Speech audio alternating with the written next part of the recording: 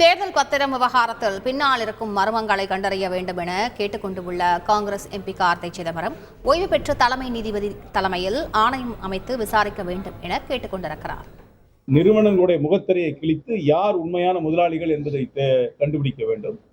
அப்புறம் நஷ்டம் செய்கின்ற நிறுவனங்கள் இல்ல சொப்ன லாபம் பெறுகின்ற நிறுவனங்கள் எப்படி பெரிய தொகையை நன்கொடையாக தருகிறார்கள் என்பதை கண்டுபிடிக்க வேண்டும். டர்ன் ஓவருக்கு அதிகமாக நன்கொடை தருகின்ற கம்பெனிகள் எப்படி நிதியை திரட்டுகிறார்கள் என்பதை கண்டுபிடிக்க வேண்டும். அதனால யார் நன்கொடை கொடுத்தார்கள், யார் நன்கொடை பெற்றார்கள் என்றோடு நின்று விடாமல் இதற்கு பின்னால் இருக்கும் மர்மங்களையும் உச்சநீதிமன்றம் வெளியே கொண்டு வர வேண்டும். அதற்காக ஓய்வு பெற்ற தலைமை நீதிபதி தலைமையில ஒரு குழுவை அமைத்து நிச்சயமாக உடனடியாக ஒரு என்கொயரி கமிஷனை அமைக்க வேண்டும் என்று நான் கேட்டுக்கொள்கிறேன்.